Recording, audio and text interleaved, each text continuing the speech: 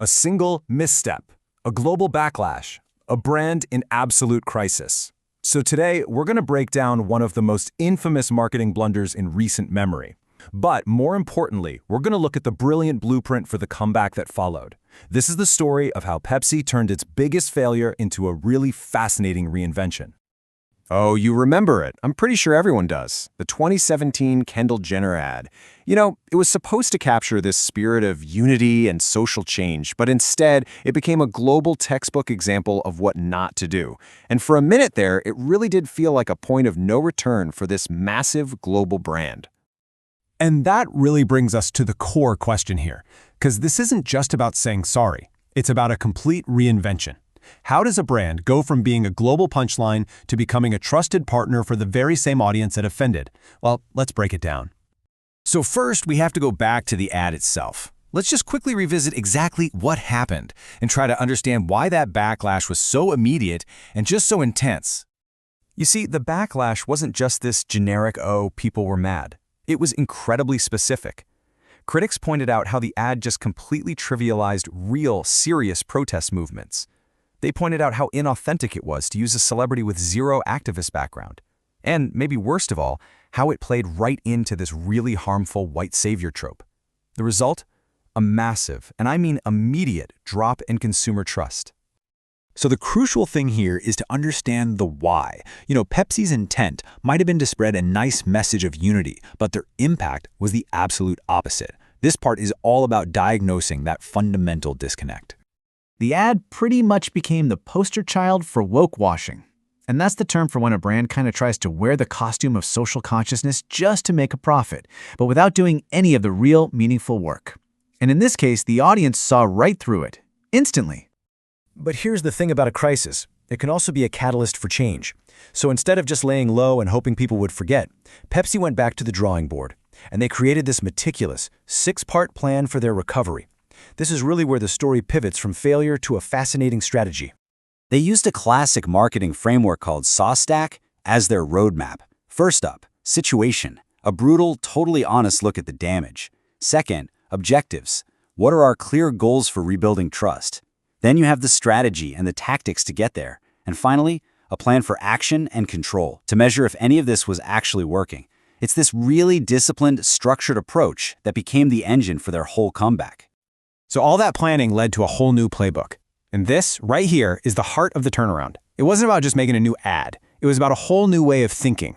Pepsi had to redefine everything, and they started with who they were even talking to in the first place. So instead of this vague idea of youth, they created a super detailed persona, Sophia. She's young, she's socially aware, and she values authenticity above everything else. She's not just a consumer, she's an advocate. She can spot woke washing a mile away, and she expects the brands she supports to actually practice what they preach. The entire new strategy was built around one thing: earning Sophia's trust. And that led to this fundamental pivot in their thinking. Look at the old Pepsi. They tried to be the hero of the story, speaking about young people. The new strategy? It flips that script completely. Now, young people like Sophia are the heroes. Pepsi's role is just to support them, to speak with them, not at them or for them. It was a massive and absolutely crucial change in mindset. This basically became their new North Star.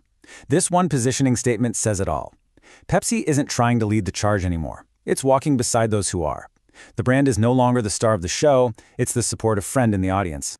Strategically, this also carved out a really unique space for them against their biggest rival. While Coca-Cola has always aimed for that universal, family-friendly message that avoids controversy, Pepsi made a very deliberate choice to be bolder.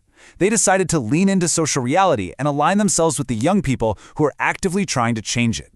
So a great strategy is one thing, but how do you actually make it happen, right? This next part is all about turning those big ideas into real-world actions. They developed a really modern, multi-channel content plan. So for paid media, they'd use it not for celebrity fluff, but to sponsor podcasts by actual activists.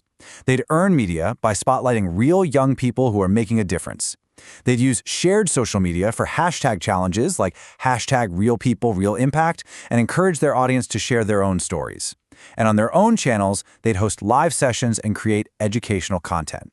Every single tactic served the new strategy. Amplification, not appropriation.